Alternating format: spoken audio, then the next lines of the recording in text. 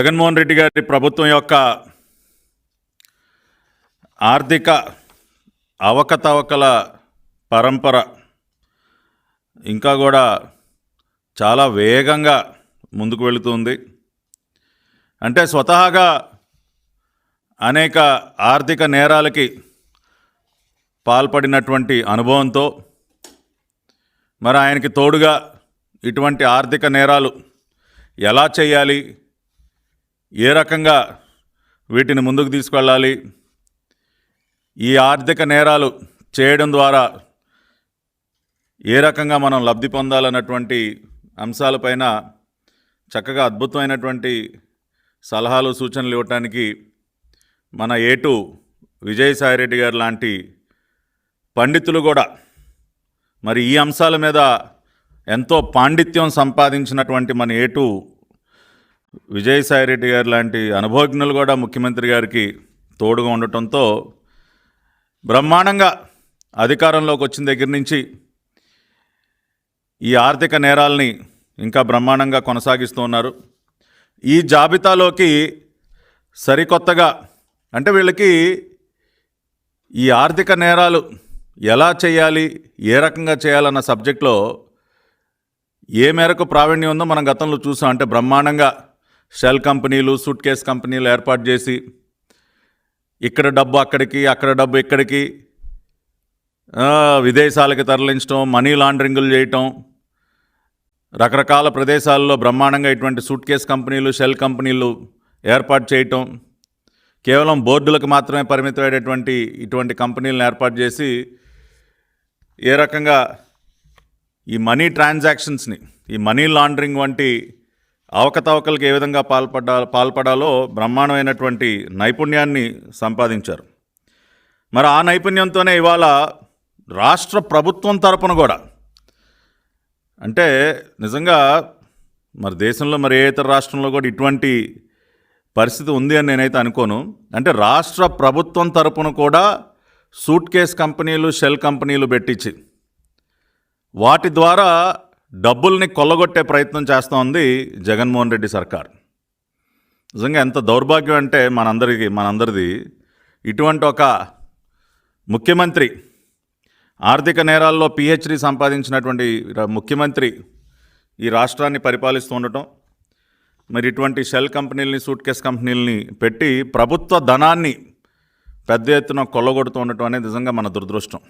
ఈ జాబితాలోకే Andhra Pradesh state financial services corporation అనే అంటే ఈ సంస్థ ఒకటి ఏర్పాటు చేసి అంటే ప్రభుత్వం తరపున ఏర్పాటైనటువంటి ఒక సూట్ కేస్ కంపెనీగా దీన్ని మనం భావించాలి. ఎందుకు భావించాలన్నది మీకు ఇంకా కొన్ని వివరాలు తెలియజేసిన తర్వాత మీకు అర్థమవుతుంది. Andhra Pradesh state financial services corporation అనే ఒక సంస్థని వీళ్ళు ఒక సంవత్సరన్నర క్రితం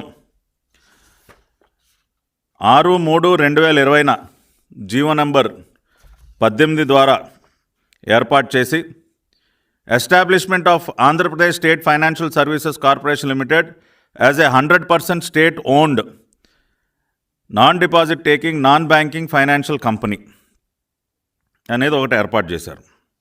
దాని తర్వాత దాన్ని కొన్ని మాడిఫికేషన్స్ చేస్తూ జీవో నెంబర్ 19 అంటే దానిలో షేర్ హోల్డర్స్గా his excellency honourable governor of Andhra Pradesh represented by principal secretary finance, governor గారు కూడా దానిలో ఒక share holder, chief secretary, principal secretary finance, ఇట్లా ఒక ఆరేడుగురు ఐఏఎస్ని దానిలో షేర్ హోల్డర్స్గా పెట్టి అదేవిధంగా మరి డైరెక్టర్స్గా, ఎండీలుగా ఇట్లా కొంతమంది ఐఏఎస్ ఆఫీసర్లను పెట్టి ఈ సంస్థని ఏర్పాటు చేశారు. ఏర్పాటు చేసిన తర్వాత 25/11/2021 అంటే ఒక 5 రోజుల క్రితం మళ్ళీ ఇంకొక జీవో ఒకటి జారీ చేస్తూ వాళ్ళు ఒక డైరెక్షన్ ఇవ్వటం జరిగింది. After careful examination to ensure the safety of public funds it is here by instructed that all the departments, government corporations, societies, boards, trusts, institutions, universities, special purpose vehicles, etc. under the government of Andhra Pradesh deposit their surplus funds with the Andhra Pradesh State Financial Services Corporation Limited, which is a 100% owned company of the government of Andhra Pradesh, registered with RBI as non-banking financial company, అంటే NBFC. అంటే ప్రభుత్వం ఆధ్వర్యంలో ఉండేటటువంటి అన్ని departments, government corporations, societies, విశ్వవిద్యాలయాలు, trusts, SPVs, ఇటువంటి అన్ని రకాలైనటువంటి వ్యవస్థల్లో ఉన్నటువంటి ఈ డబ్బు సర్ప్లస్ ఫండ్స్ ఏవైతే ఉన్నాయో వాటన్నిటినీ కూడా ఆంధ్రప్రదేశ్ స్టేట్ ఫైనాన్షియల్ సర్వీసెస్ కార్పొరేషన్లో మాత్రమే మీరు డిపాజిట్ చేయాలి అని చెప్పి ఒక జియోని విడుదల చేశారు. జియో నెంబర్ 1998. ఈ జియోలో వీళ్ళు తీసుకున్నటువంటి దిక్కుమాలిన నిర్ణయాన్ని సమర్థించుకోవటం కోసం వీళ్ళు ఈ జియోలో ఏమని రాశారంటే, ఏపీ స్టేట్ వేర్ హౌసింగ్ కార్పొరేషన్లో ఏదో ఒక 9,60,00,000 డిపాజిట్స్ ఏవైతే ఒక పబ్లిక్ సెక్టర్ బ్యాంక్లో పెట్టారో ఆ డిపాజిట్స్ని కొంతమంది అక్కడ దానిలో పనిచేసేటటువంటి ఉద్యోగస్తులు కానివ్వండి, ఇంకా లేదంటే కొంతమంది అధికారులు డూప్లికేట్ ఎఫ్డి సర్టిఫికేట్స్ లాంటివి తయారు చేసి 9,60,00,000 రూపాయలు కాజేసినట్టు, అదేవిధంగా AP oil seeds cooperative federation దానిలో ఉన్నటువంటి ఒక 5 కోట్ల రూపాయలను కూడా పబ్లిక్ సెక్టర్ బ్యాంక్స్లో ఉన్నటువంటి 5 కోట్ల రూపాయలు కూడా మరి డూప్లికేట్ ఎఫ్డిఆర్స్ ఇటువంటివి క్రియేట్ చేసి రసీట్స్ క్రియేట్ చేసి కొలగొట్టినట్టు. అందుకని బ్యాంకుల్లో ఉన్నటువంటి సొమ్ముకి భద్రత లేదని, అందుకని చెప్పి ఇక మీదట మరి ప్రభుత్వ ఆధ్వర్యంలో ఉన్నటువంటి అన్ని డిపార్ట్మెంట్స్, గవర్నమెంట్ కార్పొరేషన్స్ ఇవన్నీ కూడా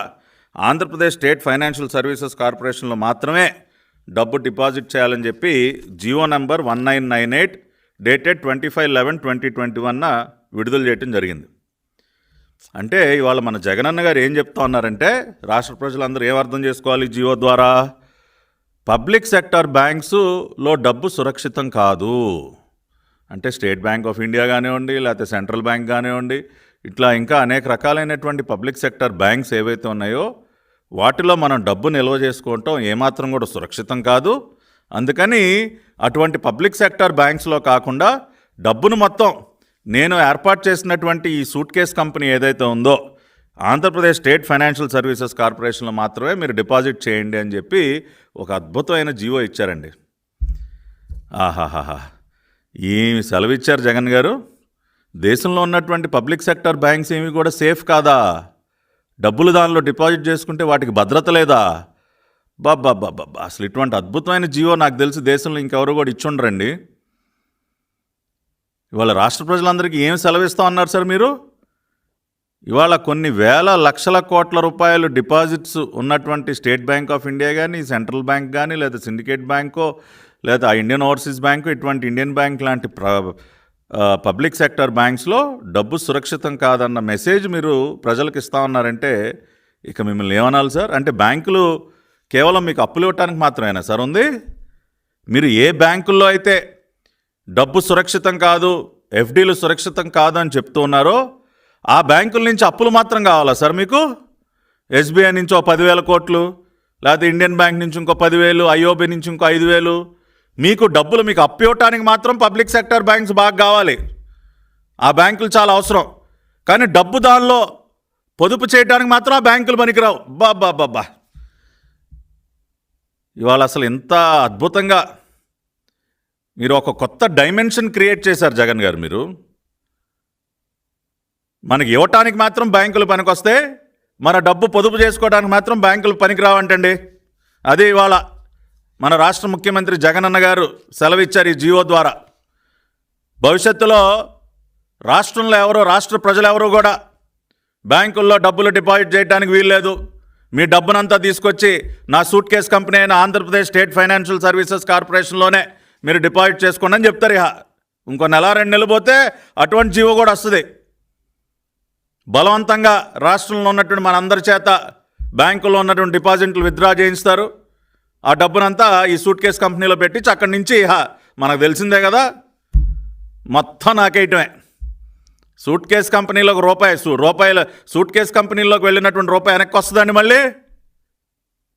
ఇవాళ జగనన్న గారు తెలివితేటలు ఎంత మితిమీరిపోయాయంటే ఇటువంటి విపరీత ధోరణులు. అంటే మొత్తం అన్నీ ఊడ్చేశారు. ఏమి మిగల్లా 3 లక్షల కోట్ల రూపాయలు అప్పు చేశారు. మనం అప్పు పెట్టినటువంటి బ్యాంకు లేదు. కేంద్ర ప్రభుత్వం ఇచ్చినటువంటి నిధులన్నింటినీ కూడా డైవర్ట్ చేశారు. ఆఖరికి డ్వాక్రా మహిళల సొమ్ము కాజేశారు, పంచాయతీలకు దక్కాల్సిన సొమ్ము కాజేశారు, ఉద్యోగస్తుల సొమ్ము కాజేశారు. మొత్తం అయిపోయింది. ఇక వీటి మీద పడ్డారు. బ్యాంకుల్లో ఉన్నటువంటి డిపార్ట్మెంట్స్ చెందినటువంటి డబ్బు, విశ్వవిద్యాలయాల డబ్బు ఇవంతా కూడా వెనక్కి లాక్కుని మీ సూట్ కేస్ కంపెనీలో పెట్టి అక్కడి నుంచి మళ్ళీ అది కూడా మొత్తం ఆవిరి చేయడానికి ఒక ప్రక్రియ ప్రారంభించారు.